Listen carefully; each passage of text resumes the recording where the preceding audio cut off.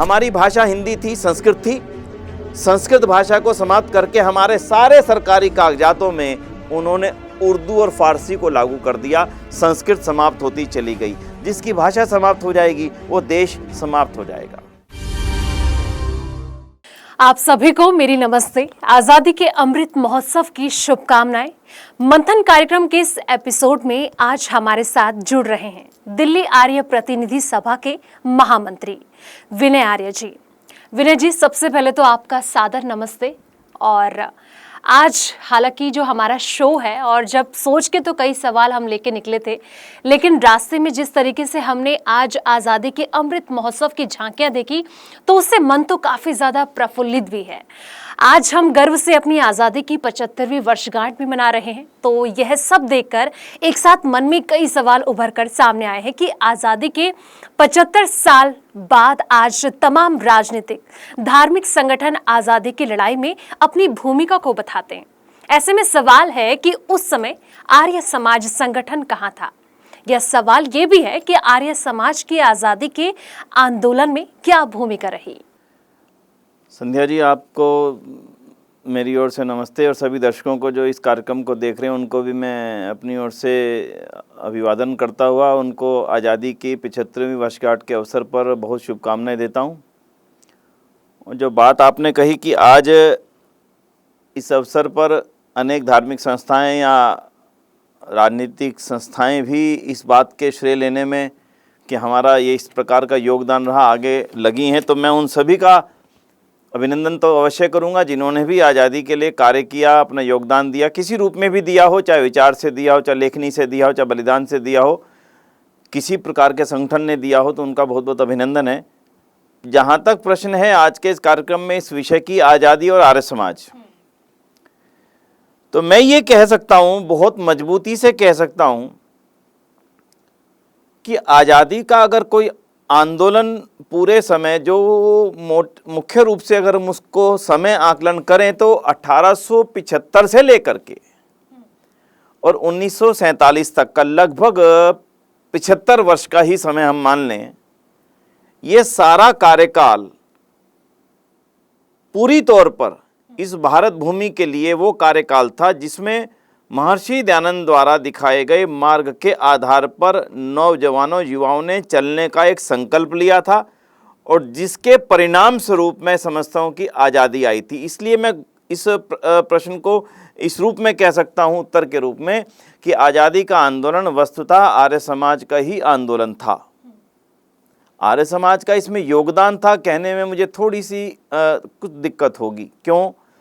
आज इसमें आर्य समाज का भी योगदान की जब हम गणना करें तो फिर इसमें बात ये भी आएगी कि बाकी किसका होगा। तो ये कहना कि बाकी किसी का नहीं था, ये कहना भी गलत है।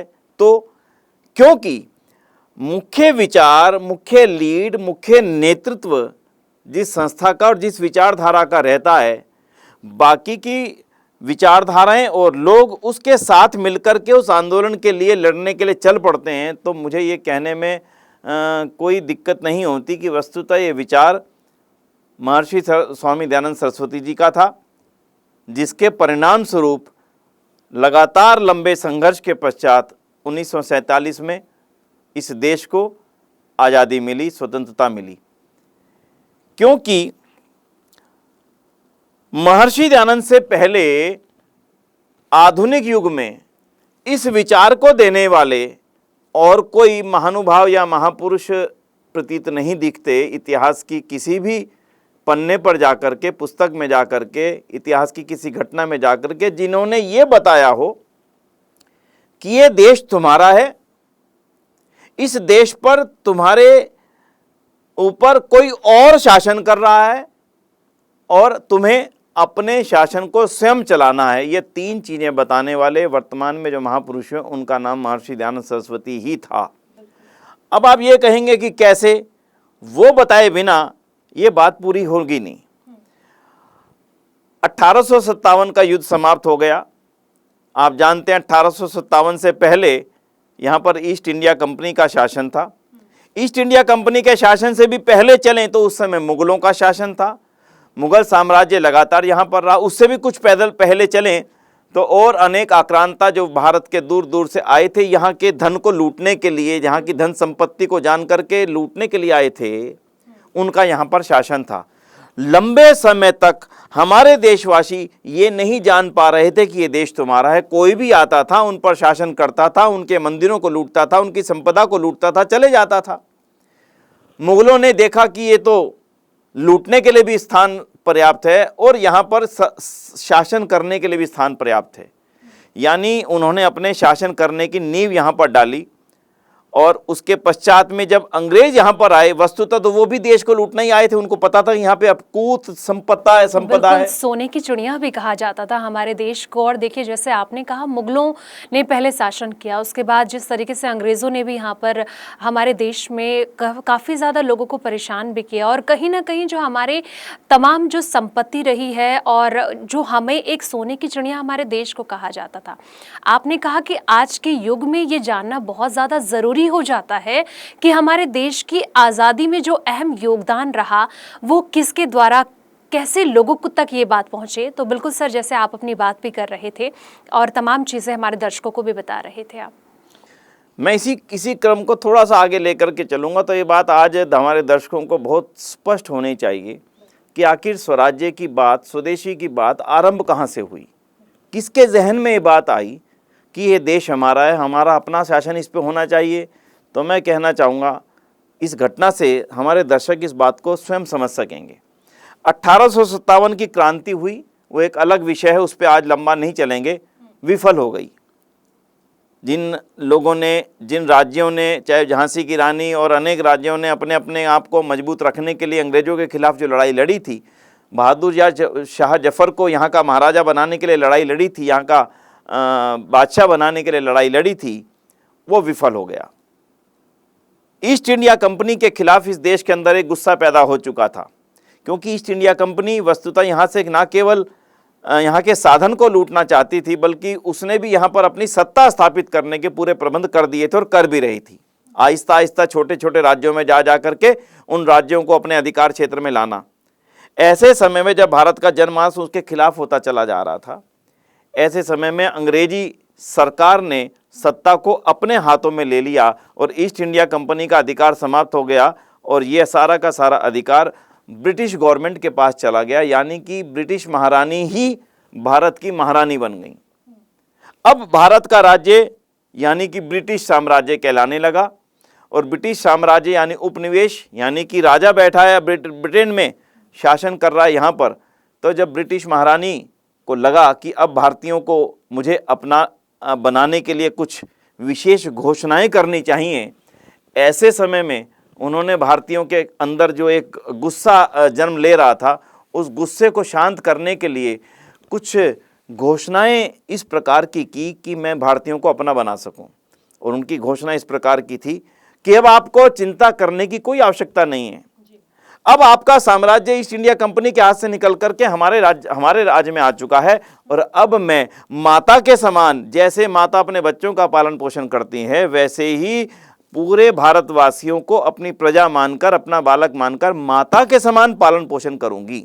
इसलिए अब आप अपने अंदर के गुस्से को ठंडा कर लें। और ये वो समय था जिस समय एक उबाल जो भारतीयों के जनमानस में आ चुका था, वो ठंडा होने की ओर चल पड़ा। ऐसे ही समय में भारत के क्षितिज पर महर्षि दयानंद सरस्वती जी का एक बौद्धिक आगमन होता है। वो इस सारी परिस्थितियों को अच्छी तरह से समझ चुके थे, क्योंकि 1857 के युद्ध में जो उनके घटनाक्रम थे, जो ज़्यादा बाहर नहीं आ सके हैं, समय के साथ साथ उनकी ओर खोजबीन होगी, आएंगे, उन्होंने उस गहराई से उसको देखा था और उन्होंने इस बात को समझ लिया था कि अगर महारानी की घोषणा के पश्चात इन सब लोगों के मनों में जो एक उबाल उमड़ रहा है ये समाप्त हो गया, तो शायद इस देश को दोबारा से वो समृद्धि, वो आज़ादी, वो स्वतंत्रता मिल ही नहीं सकती। तब उन्होंने अपने महान ग्रंथ सत्यार्थ प्रकाश के अंदर एक वाक्य लिखा। इतिहास गवाह है, इस वाक्य से पहले भारत के किसी भी ग्रंथ में, किसी भी मंच से, किसी भी महापुरुष ने इस शब्द का उपयोग ही नहीं किया था। उन्होंने वाक्य लिखा, महारानी ने कहा कि हम माता पिता के समान पुत्र मान करके तुम्हारा पालन पोषण करेंगे। महर्षि दयानंद लिख रहे हैं, कोई कितना भी करे, परंतु जो स्वदेशी राज्य होता है यानी स्वराज्य होता है वह ही सर्वोपरि व उत्तम होता है। अब ये जो उन्होंने शब्द लिखे ये अपने आप में अद्भुत शब्द थे, क्योंकि उस समय से पहले किसी ने ये सोचा भी नहीं था कि स्वराज्य या स्वदेशी शब्द भी कोई हुआ करता है। इस शब्द की खोज महर्षि दयानंद ने करके भारतीयों के हृदयों को जगाने का काम किया, और न केवल जगाने का बल्कि झकझोरने का काम किया। उनको ये बताने का काम किया कि तुम्हारा सारी दुनिया पे साम्राज्य था। महाराजा राम महाराजा कृष्ण के समय में सारी दुनिया पे इस भारत का साम्राज्य था। सारी दुनिया के लोग भारत में पढ़ने के लिए आया करते थे। सारी दुनिया भारत की ओर आशा भरी निगाहों से देखा करती थी कि यहाँ से हमें शिक्षा मिलेगी, विज्ञान मिलेगा, ज्ञान मिलेगा, साधन मिलेगा। आज इस दुर्गति की अवस्था में हम लोग आ चुके हैं कि दूसरा हमारे पर शासन कर रहा है। उनके इन शब्दों ने जादू किया, और उस जादू का परिणाम था कि एकदम से एक जंगल में आग की तरह से शब्द फैलता चला गया कि हमारा भारत यानी हमारा होना चाहिए, हमारे भारत पर और किसी का शासन नहीं होना चाहिए। ये वो विचार परिवर्तन था इस देश का।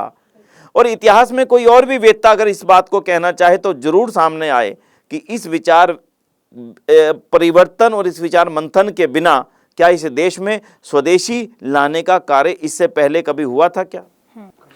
बिल्कुल, जैसे कि हम स्वदेशी को लेकर आपने जोर दिया कि महर्षि दयानंद जी ने जिस तरीके से पूरे देश की आवाम को, देश की जनता को ये सिखाने पर मजबूर किया कि देश हमारा है और राज भी हमारा होना चाहिए, उनको चेताया, झंझोरा, जिस तरीके से आपने तमाम बातें बताई।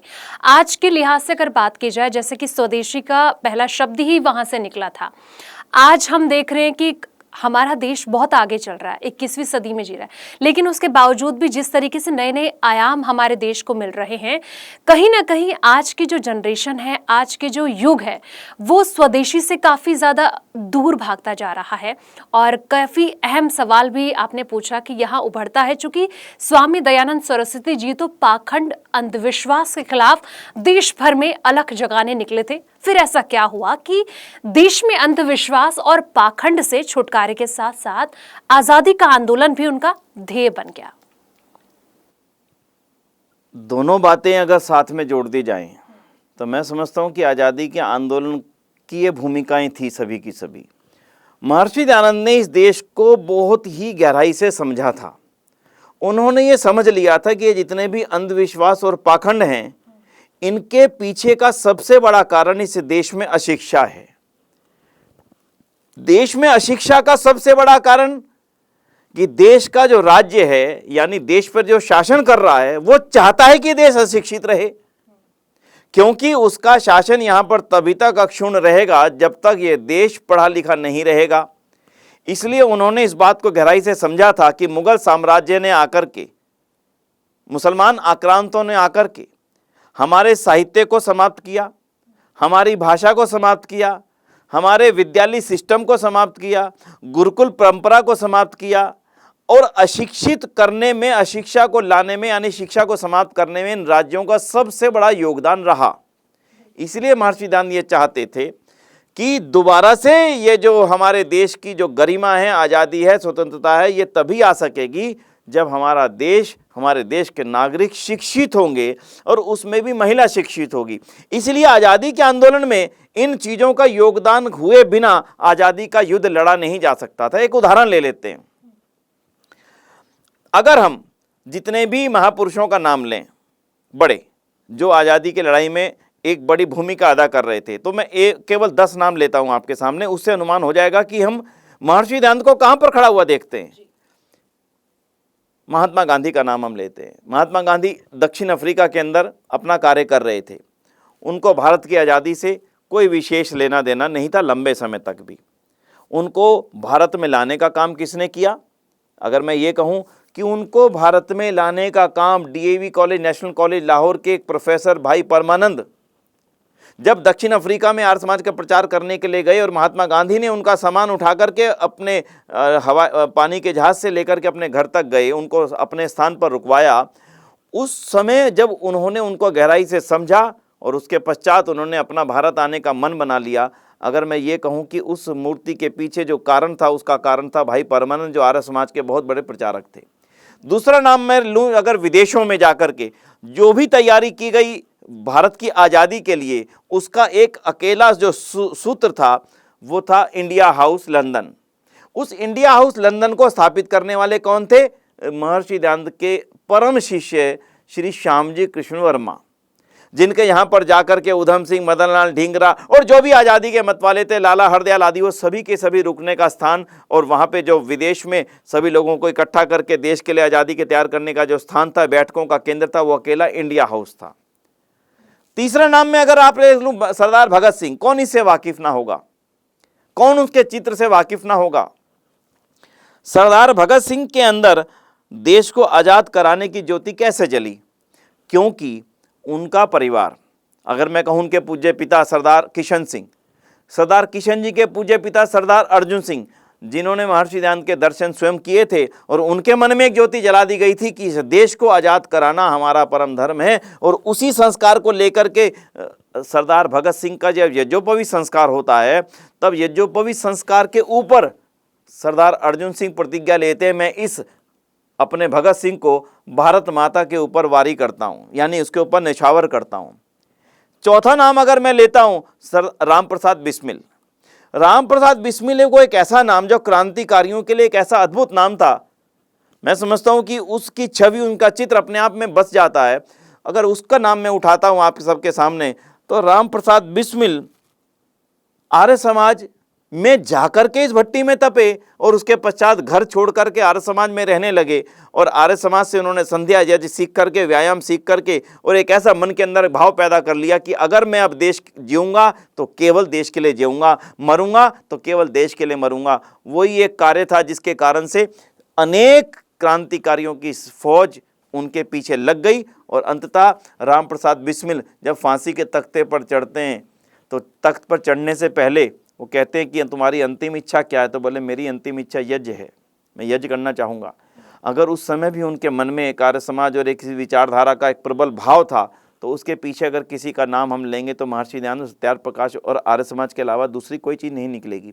अगर मैं नाम लेता हूँ अशफाक उल्ला खां का, जो राम प्रसाद बिस्मिल के साथ ही फांसी की बलिवेदी पर चढ़े, अशफाक उल्ला खान के मन में ये भाव पैदा हुआ, तो मैं नहीं कहूँगा किसी और ग्रंथ के कारण हुआ। हो सकता है वो इतिहास में दबी चीज़ें जब निकलेंगी सामने, सबके सामने आएंगी, लेकिन ये भाव पैदा करने का मादा अगर किसी में था तो आर्य समाज की विचारधारा और उनके परम मित्र राम प्रसाद बिस्मिल की वो कट्टर विचारधारा थी, जिसके कारण से अशफाक उल्ला खां को भी मन के अंदर ये भाव पैदा हो गया कि मैं अब अपने जीवन को आज़ादी की बलिवेदी पर कुर्बान करूँगा। एक और नाम अगर हम लेते हैं जो कि एक बहुत प्रसिद्ध नाम है, उनका नाम है लाला लाजपत राय।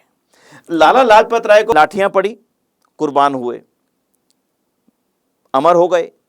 लाला लाजपत राय क्या कहते हैं? मैं नहीं बोलता हूं, वो अपनी पुस्तक में लिखते हैं, एक ही शब्द, एक ही वाक्य उनका और आर्य समाज और आज़ादी के आंदोलन के लिए पर्याप्त था। वो था आर्य समाज मेरी माँ है, यानी मुझे विचार देने वाली, मुझे प्रबल करने वाली, मुझे ऊंचा उठाने वाली और मुझे इस बलिवेदी पर ले जाने वाली।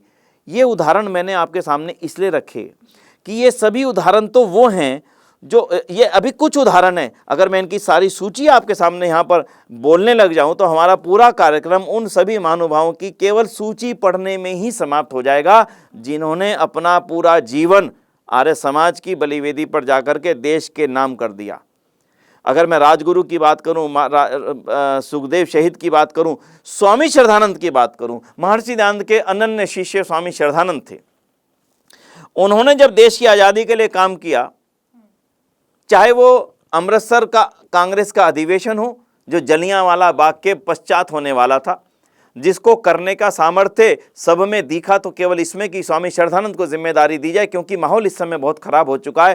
तो अब स्वामी श्रद्धानंद ने कांग्रेस के उस अधिवेशन का नेतृत्व किया, जो अधिवेशन जलियांवाला बाग के इतने बड़े भारी एक मैं समझता हूँ विवाद था, एक ज़बरदस्त एक आंदोलन था ज़बरदस्त, उसके पश्चात हुआ था। जब दिल्ली में रोलेट एक्ट की बात आई, रोलेट एक्ट के खिलाफ जब कानून बनना शुरू हुआ और उसके विरोध शुरू हुआ, उस समय भी एक लोहा लेने वाली एक शख्सियत अगर कोई खड़ी थी सामने, वो स्वामी श्रद्धानंद थे। लेकिन यहाँ पर एक बात और महत्वपूर्ण है जिसको जानना जरूरी है। आज़ादी की लड़ाई केवल और केवल अंग्रेजों के साथ में लड़ने की लड़ाई नहीं थी। आज़ादी की लड़ाई, आज़ादी के आंदोलन, स्वतंत्रता का आंदोलन केवल और केवल अंग्रेजों के साथ में लोहा लेकर के उनसे कुछ छीन लेने की लड़ाई नहीं थी। आज़ादी की लड़ाई कहीं ना कहीं इससे कुछ और अधिक थी। मैं ये कहूँगा कि उस लड़ाई को लड़ने का श्रेय उस समय केवल और केवल आर्य समाज के साथ था। बिल्कुल, जैसे कि आपने आज़ादी की लड़ाई के तो यहाँ पर जिक्र किया, और बाकी मैं ये भी जानना चाहूँगी आपसे कि और वो कौन सी लड़ाई थी। और जैसे कि आपने इस पूरे प्रकरण में जिस तरीके की बातें कही, शिक्षा को तवज्जो दिया जाना चाहिए।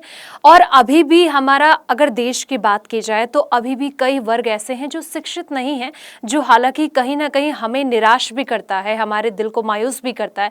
और मैं आपसे अभी ये भी जानना चाहूँगी साथ में कि और वो कौन सी लड़ाई थी जिसके बारे में हमारे दर्शकों को जानना चाहिए। देखिए संध्या जी, ये विस्तार का विषय है, फिर भी मैं आज के संक्षिप्त कार्यक्रम में तो अपने दर्शकों को ये जरूर बताना चाहूंगा, जिनको इस बात की जानकारी हो कि आज़ादी की लड़ाई केवल और केवल अंग्रेजों के साथ लड़कर के नहीं जीती गई। उसके लिए नीचे की जमीन तैयार करना आवश्यक था, और नीचे की जमीन तैयार करना 2-4 दिन का खेल नहीं था कि हमने जमीन को खोदा, 2-4 बीज डाल दिए, खाद डाल दी, पानी डाल दी, बीज थोड़े दिन में उग करके खड़े हो गए। ऐसा नहीं था। उसके लिए अथाह जमीन के अंदर तक जाकर के उसको दोबारा से उर्वरा बनाने की आवश्यकता थी, क्योंकि पहले मुगलों ने, बाद में अंग्रेजों ने हमारी उस हर संपदा को समाप्त करने की कोशिश की जिनके कारण से हम दोबारा खड़े होने की ताकत रख सकते थे। उदाहरण के लिए लेते हैं, पहला उन्होंने हमला किया हमारी भाषा पर। हमारी भाषा हिंदी थी, संस्कृत थी। संस्कृत भाषा को समाप्त करके हमारे सारे सरकारी कागजातों में उन्होंने उर्दू और फारसी को लागू कर दिया। संस्कृत समाप्त होती चली गई। जिसकी भाषा समाप्त हो जाएगी वो देश समाप्त हो जाएगा। आर्य समाज ने क्या किया, ऋषि ध्यान ने क्या किया, उसी संस्कृत भाषा को दोबारा से दुनिया के सामने लाने का सर्वप्रथम और महत्वपूर्ण प्रयत्न अगर किसी ने किया आधुनिक जगत में, महर्षि दयानंद सरस्वती ने किया, जिन्होंने वेदों का दोबारा से भाष्य लिख करके दुनिया के सामने प्रकाशित किया। दूसरा इन्होंने क्या किया था, अंग्रेजों ने, मुगल उर्दू लाए थे, अंग्रेज उसकी जगह अंग्रेजी लेकर के आ गए। हिंदी और संस्कृत पर किसी ने ध्यान नहीं दिया। ध्यान देने वाले अगर विचारधारा थी, और उस विचारधारा से जुड़े हुए लाखों लोग थे पूरे देश के अंदर, वो विचारधारा थी आर्य समाज की। दूसरा, शिक्षा तंत्र का समाप्त कर दिया जाना। महिलाओं की तो शिक्षा छोड़ ही दें, पढ़ने को पाप बता दिया गया। हमारे ग्रंथों में मिलावट करके, हमारे ही हिंदू धर्म के ग्रंथों में मिलावट करके लड़कियों को, बेटियों को, महिलाओं को पढ़ाना पाप से भी पाप बता दिया गया। क्यों? ताकि भारत की महिला जाति पढ़ ही ना सके। महिला नहीं पढ़ेगी तो उनके बच्चे नहीं पढ़ेंगे, और अंततः हमारे परिवार अनपढ़, अशिक्षित होते चले जाएंगे, जो देश में हुआ। फिर आर्य समाज ने क्या किया? आर्य समाज ने अपने उसी प्राचीन गुरुकुल सिस्टम को पुनर्जागृत किया। गुरुकुल कांगड़ी खोला गया, गुरुकुल ज्वालापुर खोला गया, गुरुकुल इन पर गुरुकुलों की एक लंबी श्रृंखला, लंबी यानी कि पूरे देश में गुरुकुलों की जबरदस्त श्रृंखला आरंभ कर दी गई। और उसके पश्चात में आधुनिक शिक्षा से टक्कर लेने के लिए डीएवी कॉलेज खोला गया। डीएवी कॉलेज लाहौर में जब खोला गया, उसी डीएवी कॉलेज लाहौर और नेशनल कॉलेज लाहौर जो महात्मा हमारे लाला लाजपत राय जी ने खोला था, जिसकी पहचान थे सरदार भगत सिंह, जिन कॉलेजों की पहचान थे सरदार भगत सिंह। अगर वो उस समय कॉलेज ना खोले जाते, आने वाले समय में तो इंद्र कुमार गुजराल जी और हमारे प्रधानमंत्री सरदार मनमोहन सिंह जी भी उन्हीं कॉलेजों में पढ़े, और आगे उन्होंने एक अच्छे स्थान प्राप्त किया। अटल बिहारी वाजपेयी जी भी इन्हीं कॉलेज और डीएवी और आर्य समाज के इन कॉलेजों में पढ़े। ये जो शिक्षण संस्थाओं का काम जो हमारे पूर्व से शासन करने वाले अंग्रेजों ने समाप्त कर दिया था, मुसलमान शासकों ने समाप्त कर दिया था ताकि हम अनपढ़ रहें, आर्य समाज ने उसको पुनर्जागृत कर दिया। तीसरा काम, आर्थिक जगत में हमें पूरी तरह से समाप्त कर दिया गया था। हम भिखारी बन करके रहें, हम निर्भर बन करके रहें, हम उनके ऊपर निर्भर हो जाएं जो हमारे शासक हैं। और ये कार्य होने के कारण से देश के अंदर अपना व्यापार न उठने के कारण से हम लोग बिल्कुल एक अशिक्षित, अनपढ़ होने के साथ साथ हम निर्भर हो चुके थे पूरे तौर पर। फिर आर्य समाज ने क्या किया? स्वदेशी का आंदोलन चलाया। हम कभी कभी ये कह देते हैं कि महात्मा गांधी ने स्वदेशी का आंदोलन चलाया। कहीं ना कहीं इतिहास की सबसे बड़ी भूलों में से अगर मैं कहूँ तो सबसे बड़ी भूलों में से एक है कि महात्मा गांधी ने स्वदेशी का आंदोलन चलाया। आज इस कार्यक्रम के माध्यम से मैं दर्शकों को बिल्कुल स्पष्ट कहना चाहूँगा, महात्मा गांधी ने स्वदेशी का आंदोलन आरंभ नहीं किया। ये आंदोलन आरंभ करने का श्रेय अगर किसी को है, प्रथम दृष्टया महर्षि दयानंद सरस्वती जी को, और उसके पश्चात महर्षि दयानंद सरस्वती जी के शिष्यों ने इस आंदोलन को जिस कदर दुनिया में फैलाया, पूरे भारत में कहूँ तो भारत स्वदेशी इम्प्रूवमेंट ट्रस्ट, भारत स्वदेशी सोसाइटी, भारत स्वदेशी स्टोर, स्वदेशी साधन स्टोर आदि नए नए बना करके सबसे बड़ी क्रांति, भारत का पहला बैंक। अभी तक हम अंग्रेजों के बैंकों के ऊपर निर्भर थे, हमारा अपना बैंक नहीं था, पैसा हमारा पर बैंकर अंग्रेज, हमारा पैसा उनके बैंकों में था, हमारे हाथ में अपना पैसा तक भी नहीं था। तो आर्य समाज ने क्या किया? आर्य समाज ने कहा कि भाषा भी अपनी होगी, गुरुकुल भी अपने होंगे, स्कूल भी अपनी होगा, तो बैंक भी अपना ही होना चाहिए, कपड़े भी अपने होंगे और साधन जो हम उपयोग करते हैं वो भी अपना होगा। और आपको जान के प्रसन्नता होगी बंधुओं कि भारत का पहला स्वदेशी पूंजी का बैंक आर्य समाज लाहौर के माध्यम से लाहौर के अंदर खोला गया, जिसके पहले बैंक होल्डर आर्य समाज के नेता लाला लाजपत राय थे। ये जो क्रांति की रश्मियां उठ रही थी एक एक करके, एक तरफ से आर्थिक रूप से हमें अपने आप को आत्मनिर्भर करने की तरफ से, स्वदेशी सामान बनाने की सोसाइटीज अपने अपने तरफ से बन रही थी। आर्य समाज के प्रवक्ता और आर्य समाज के भजनोपदेशक, आर्य समाज के कार्यकर्ता उस भारी भीड़ का अंग थे, जिस भारी भीड़ को हम पुरानी ब्लैक एंड व्हाइट फिल्मों में महात्मा गांधी के पीछे चलते हुए देखते हैं। वो कोई कार्यकर्ता किसी संगठन के थे ना, वो संगठन कौन सा था जो जिसका पूरे देश के अंदर नाम था, पूरे देश के अंदर जिसका संगठन था, उस संगठन का नाम था आर्य समाज।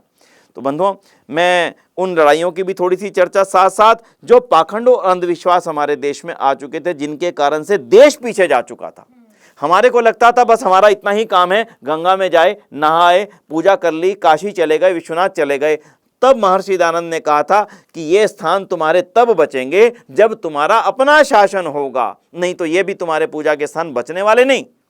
और यही परिणाम था कि उस पाखंडों से निकल करके उस असली ईश्वर का विचार को देने वाला आधुनिक जगत में महर्षि दयानंद सरस्वती थे, जिसके पश्चात एक नई ज्योति इस क्षितिज पर दिखाई दी, जिसका परिणाम 1947 में हम सबके सामने प्रस्तुत हुआ। एक बात बता के अपने इस विषय को यहाँ पर समाप्त करूँगा। हम कभी कभी आर्य समाज के योगदान की बात करते हैं तो बहुत सारी घटनाओं से शायद हम ना समझ पाएं, लेकिन अकेली एक घटना को सुन लीजिए। पिछले दिनों में हमने सरदार भगत सिंह जी का ट्रायल पढ़ा। ट्रायल मतलब जो उनके ऊपर मुकदमा चलाया गया था, मुकदमे में उनको फांसी की सजा हुई थी। उस ट्रायल में पढ़ने के पश्चात मैं देख करके हैरान था कि उस पूरे ट्रायल में जो लगभग 700-800 पेजों का है, शायद कुछ उससे अधिक होगा, भगत सिंह जी जन्म से लेकर के मृत्यु पर्यंत उनको कोई रहने की जगह चाहिए तो वो आर्य समाज थी, बैठक करने की जगह चाहिए तो आर्य समाज था, कोई अपना सामान छुपाने का स्थान चाहिए तो आर्य समाज था, अपने कार्यकर्ताओं को ट्रेनिंग देने की जगह चाहिए तो वो आर्य समाज था, अपने साथियों के सामानों को, अपने कुछ बम आदि बनाने के सामानों को रखने की सुरक्षित जगह चाहिए थी तो वो आर्य समाज था। अपने साथियों के लिए अगर उनको कोई स्थान सुरक्षित दिखाई देता था, अपने पत्रों में लिखते थे आर्य समाज लाहौर चले जाना, आर्य समाज रावलपिंडी चले जाना। अपने छुपने की जगह उनको चाहिए थी तो आर्य समाज कलकत्ता का उनको बड़ा आर्य समाज कलकत्ता विधान सारणी भवन उनको याद आता है, डीएवी कॉलेज उनको कानपुर याद आता है, डीएवी कॉलेज उनको नेशनल कॉलेज उनका लाहौर याद आता है, डीएवी कॉलेज लाहौर याद आता है। अगर और गुरुकुल, जितने गुरुकुलों के नाम उनके जीवन में आते हैं, मैं हैरान होता हूँ, क्या और अन्य धार्मिक स्थान देश में नहीं थे। लेकिन वो धार्मिक स्थान, वो धार्मिक मंदिर जो देश की आज़ादी के लिए सर्वात्मना समर्पित थे, उन मंदिरों का नाम था आर्य समाज। और ये मैं नहीं कह रहा हूँ बंधुओं, आज़ादी की लड़ाई लड़ने वाले सरदार भगत सिंह जी की पूरी जीवनी और आज़ादी की लड़ाई लड़ने वाले सरदार भगत सिंह जी का फांसी को लेकर के जो उनका ट्रायल था, वो पूरा का पूरा ट्रायल इस बात की पूरी गवाही दे रहा है। बिल्कुल, जैसा आपने कहा कि हमारी जो हिंदी और संस्कृत भाषा थी उसको दूर करके मुगलों ने अपनी उर्दू और फारसी भाषा को अपनाने पर मजबूर किया हमारे देश के आवाम को। वहीं अंग्रेजों की अगर बात की जाए तो अंग्रेजों ने भी अपनी इंग्लिश भाषा को यहाँ पर पूरी जोर देने की कोशिश करी।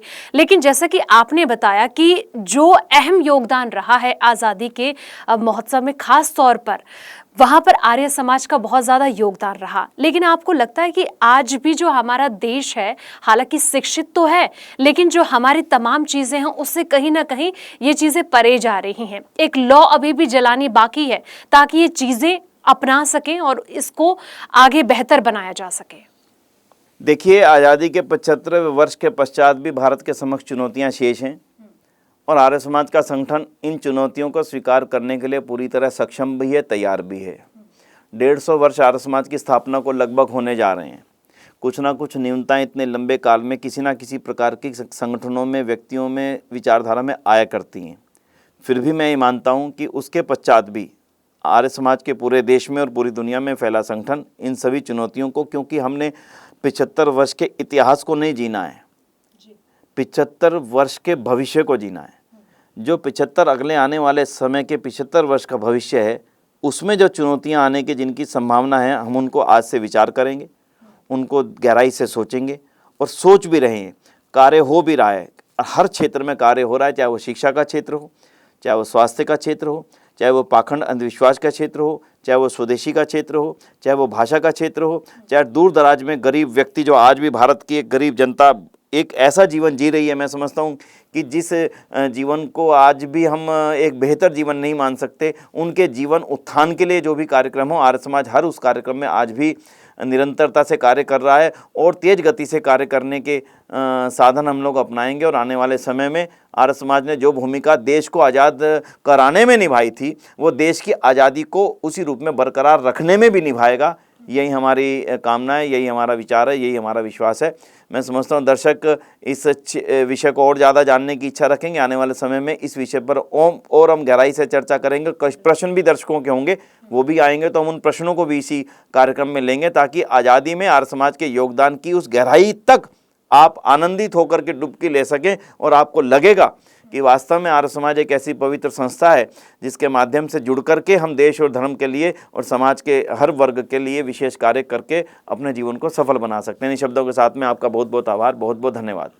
तो बिल्कुल, जैसा कि विनय जी ने तमाम हमारे दर्शक जो इस वक्त हमें देख रहे हैं, तमाम हमारी आज़ादी से जुड़ा हुआ और आर्य समाज ने किस तरीके से योगदान दिया था और दे रहे हैं आज भी, वो तमाम चीज़ें बताई। और फिलहाल इस कार्यक्रम में इतना ही, मुझे दीजिए इजाज़त।